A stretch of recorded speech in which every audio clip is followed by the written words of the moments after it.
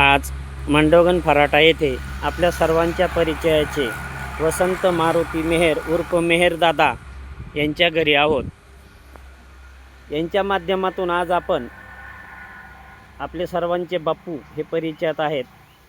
बाप्पू मेहर म्हणजे विलास मेहर यांच्या घरी याचं विशेष महत्त्व व कारण असं की यांच्या पत्नी सौ मनीषा मेहर या खूप छान प्रकारचं लेखन करतात, कविता लिहित असतात। याची कल्पना आम्हाला नव्हती, परंतु माहिती मिळाल्यानंतर महाराष्ट्र पोलीस क्राईम न्यूज व आपला जनावाज क्राईम न्यूज आम्हाला अशी कल्पना सुचली की अशा महिलांना समाजामध्ये आपल्या लेखनाचा व ज्या कविता असतात याच्याबद्दल आपण प्रसिद्धी देण्यासाठी नसावी, परंतु एक कौतुक व यांना पुढील प्रेरणा व सामाजिकदृष्ट्या आपलं हे कर्तव्य आहे की यांच्या ह्या लेखनाची व कवित्वाची आपण दखल ही घेतली पाहिजे। लेखन हे खूप सुंदर असतं, हे समाजाला माहिती होण्यासाठी। जसं की एखादी कविता, एखादा लेख हा कधी कोणत्या पुस्तकाकडनं अथवा कोणत्या चित्रपटामध्ये सुद्धा याची खूप काही महत्त्वाची भूमिका होऊ शकते। असे काही लेखन हे सध्या लिहिणाऱ्या महिला ह्या प्रत्येक घरोघरी ह्या असू शकतात आणि त्यांना मात्र कुटुंबाची साथ ही हवी असते आणि त्यातीलच त्यांना भक्कम साथ हे त्यांच्या जाऊबाई, सासू तसेच हे त्यांचे पतिराज हे सर्व मिळून त्यांना अनमोल सहकार्य करतात। त्यामुळेच त्यांची ही कविता पूर्ण होऊ शकली आणि त्या अनेक कविता ह्या लिहिण्याचा त्यांचा पुढील मानस आहे व त्यांची धडपड ही सतत सुरू असते। तसेच त्यांचे पती विलास बाप्पू मेहर हे सतत सामाजिक समस्या अनेक नागरिकांच्या सोडवत असतात। राजकारणापेक्षा ते जास्तीत जास्त समाजकारणामध्येच असतं हे कुटुंब। दादांची अनेक जणांना मदत झालेली आहे। मेहरदादा हे सर्वांच्या परिचयात आहेत। आता आपण यांनी ही कविता लिहिली त्यासाठी त्यांचे पतिराज बाप्पू मेहर यांच्यापासून आपण सुरुवात करत आहोत। क्राईम न्यूजचं पहिल्यांदा मी धन्यवाद मानतो की आमच्या मिसेसचं जी तुम्ही कौतुक केलं त्याबद्दल मी आमच्या मेहर परिवारच्या वतीने प्रथमतः मी तुमचं आभार व्यक्त करतो। माझी मिसेस मुळातच म्हणजे हुशार, सर्वगणी विकासाप्रमाणे आणि प्रत्येक गोष्टीत ती हार्डवर्किंग करायची सवय आणि आज तिने एक मासिक पाळीची फडकी हे नावाच्या पुस्तकात पान नंबर 36मध्ये तिने आपली कविता केली। त्या कवितेच्या माध्यमातून तिचा विशेष पुरस्कार दिला, सन्मानित करण्यात आला। त्याबद्दल मी त्यांचं पण आभार व्यक्त करतो आणि माझ्या ऑफिसर मला सार्थ अभिमान आहे की आणि तिला 22 वाटचाला पण शुभेच्छा देतो की व तिने अजूनही उत्तुंग शिखर गाठावे आणि उच्च प्रगती करावी आणि ह्याबद्दल क्राईम न्यूजचं पुन्हा एकदा धन्यवाद। आपणास कसं सुचलं हे की आपण करावं? नमस्कार, धन्यवाद क्राईमपत्र। माझं नाव पहिल्यांदा मी सांगते, माझं नाव आहे सौ मनीषा विलास मेहर। प्रथम मी पहिली एक शिक्षिका होती बालवाडी, म्हणजे मी सुरुवात माझ्या आयुष्याची बालवाडीपासून केली। मी LKG UKGला शिकवायला लागले। मग माझं लग्न 2013ला विलास वसंत मेहर यांच्याशी झालं। ज्यावेळी शेती, एक शहरातली मुलगी गावाकडे येते तेव्हा त्यांची विचारसरणी बदलते आणि शहरातल्या मुलींना गावाकडे राहणं कठीण आहे, कारण गावची मुलगी शहरात सहज रमू शकते, कारण शहरामध्ये विचारसरणीला स्वतंत्र असतं। शहरात कोणी कोणाच्या आदत मदत नसतं, पण गावाकडे तसं नसतं, मर्यादा येतात। गावाकडे संस्कृती आहे, मर्यादा आहे, कोणत्याही गोष्टीची लिमिट आहे आणि पुरुष प्रधान संस्कृती आपण म्हणतो। आता स्त्रियांना 50% आरक्षण आहे, बरोबरीला आहे, पण अजूनही काही पुरुष स्त्रियांना आपल्या बरोबरी ठेवण्यासाठी तेवढं मन मोठं नसतं। पण जेव्हा मी या घरात आले 2013, माझीही काही विचारामध्ये मतभेद झाली असून या घराविषयी किंवा या घरांचंही माझ्याविषयी, पण त्यांच्या जेव्हा लक्षात आलं की हिच्यात कलागुण आहे, ही करू शकते, हार्डवर्कर आहे, मग तसं माझ्या मिस्टरांना वाटलं हिला जर मी शिकवलं तर ही खूप काही समाजासाठी हिताचं काम करू शकते। मग माझ्या मिस्टरांनी मला शिकवण्याची सुरुवात केली आणि मला त्यांनी प्रथम शिकवायला सुरुवात केली। त्यांना जेव्हा कळलं हिला मॉन्टेसरी न ठेवता DED जर मी केलं ती भावी पिढी माझ्या मुलांबरोबर, घरातल्या मुलांबरोबर समाजातल्या मुलांनाही चांगलं शिकू शकते। मग माझ्या मिस्टरांनी मला शिकवायला सुरुवात केली।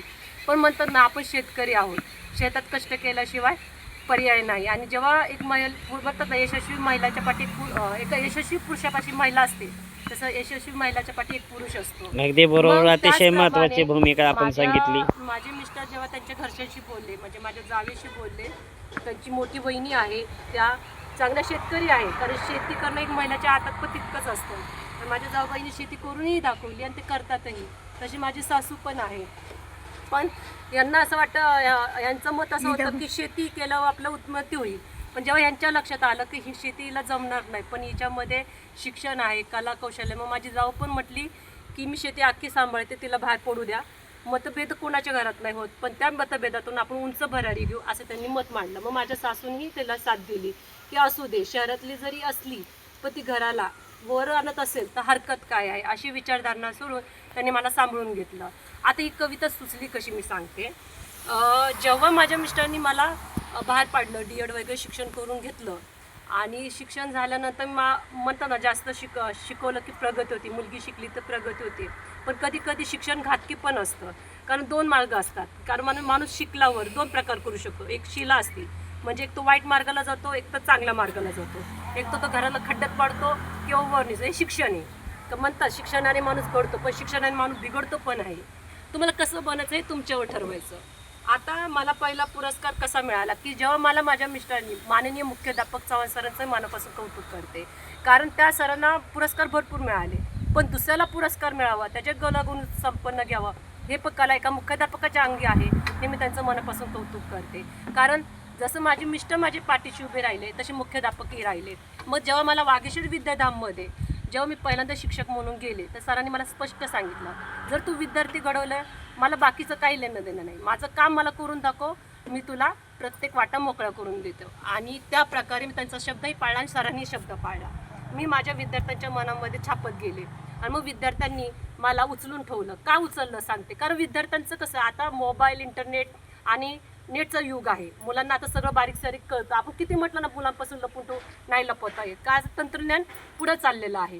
पहिला काही मोबाईल नव्हते, TV नव्हती, मुलांना कळत नव्हतं, मोठ्यांच्या डोळ्याच्या धाकाखाली राहत होती.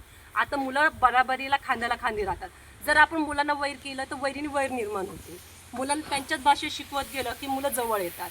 मग अपघात, क्राईम पेट्रोल अशा गुन्हा आपण वाचवू शकतो. आणि जेव्हा मी विद्यार्थ्यांची मनं जिंकली, मला मान्य आहे हे समाजात राहताना शिक्षिका म्हटलं की कडक पाहिजे, पण मी कडक न राहता नॉर्मल राहिली. मला कधी कधी अपमानास्पदही ऐकायला मिळालं, शिक्षक म्हणून एक अशी शिक्षिका असते का.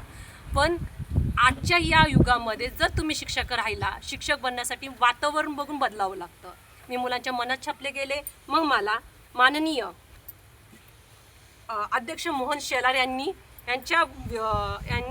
मला माझं काम पाहिलं. तसंच उपाध्यक्ष महेश दळवी यांनी मला माझं काम, नेतृत्व, विद्यार्थ्यांच्या मनात छाप, त्यांनी माझे चांगल्या गोष्टी बघितल्या आणि वाईट गोष्टी निग्लेक्ट केल्या. चुका माणसाकडून होतात, जो चुकीतून घडतो तो माणूस.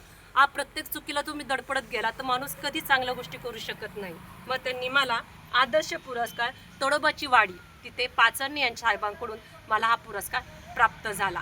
आणि तशी माझ्या वडिलांना प्रथमतः मला मी असं काही करू शकते, माझ्या वडिलांना तेव्हा समजलं आणि माझ्या वडिलांच्या डोळ्यात मी तेव्हा प्रथम चमक पाहिली. आपली साधी भोळी मुलगी जी बिंदास वावरते या जगात ती मान्य नाही, कारण समाजात जगायचं असेल तर काही मर्यादा असतात, खूप अडचणी येतात, संघर्ष असतो, समाजाच्या नजरांपासून सुद्धा लपाया हे होतं. मला काही गोष्टी अपमानास्पद ऐकाव्या लागला. काही लोक मला हसली सुद्धा. फक्त तुमच्या कपड्याहून तुमचं व्यक्तिमत्व ठरत असेल तर माशे अंबानी सुद्धा कपडे चांगले घालतात, पण तुमच्या विचारांनी, शब्दांनी जर तुमची समाजात छाप पडत असेल तर नक्कीच आपण चांगला समाज घडवू शकतो आणि या क्राईमपासून थांबवू शकतो, असं माझी याला अतिशय महत्त्वाची साथ आपणाला आपले पती यांच्याकडून भरपूर काही साथ महत्त्वाची असते. ती आपणास भरपूर प्रमाणामध्ये, सर्वात जास्त प्रमाणात आपल्याला पाठबळ जे मिळालं ते आपल्या पतिराजांचंही ते कौतुकस्पद आहे. अत्यंत महत्त्वाची भूमिका. शेवटी समाजामध्ये वावरत असताना आहे ना, सर्व गोष्टींचा विचार करणारे व्यक्तिमत्व असावं लागतं. साथ ही महत्त्वाची असते. आणि कारण कोणताही पुरुष आपलं पुरुषत्वच सोडायला तयार नसतो, कारण महिला जर अपमान करते तर त्या पुरुषाच्या मर्यादेला किंवा कलंक लागतो असं म्हणतात. पण खरं सांगू का, जो पुरुष अपमान सहन करून आपल्या त्या समाजाच्या पतीपर्यंत नेतो तोच खरा पुरुष असं मी मानते.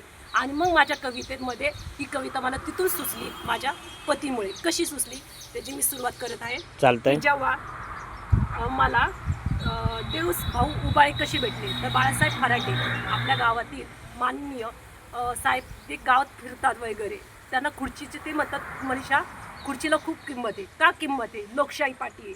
लोकशाहीनं जेव्हा तुझे विचार कळतील तेव्हा लोकशाही तुला उचलून धरेल. लोकशाहीला जर कळलं की तू चुकीची, तीच लोकशाही तुला खुर्चीवर फेकून देण्याची पण अगदी तयारी बरोबर. दाखवते. असे जेव्हा सांगितलं त्यानंतर ते माझ्या मिस्टर बाळासाहेब फराटे भेटले.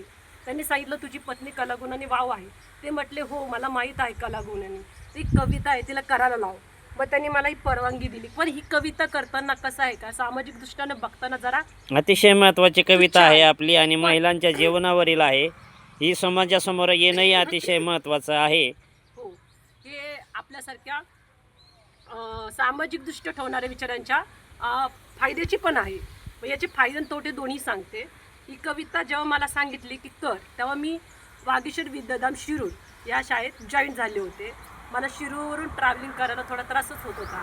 मला तिथे राहायला रूम, कारण एका महिलेला राहायचं म्हटलं तर समाजात बघण्याचा दृष्टिकोन खूप तुच्छ आहे आणि अजूनही आहे. जरी आपला प्रगत असला तरी बघण्याचा दृष्टिकोन अजूनही खराब आहे. हे मान्य करावंच लागेल तुम्हाला. आणि जेव्हा मी प्रवास करत होते बस स्टँडवर तेव्हा मला ही कविता 2-3 वेळा आग्रह केली की मॅडम करा ही कविता. आपण भाग नंबर 2 मध्ये पुढील मुलाखत घेऊया.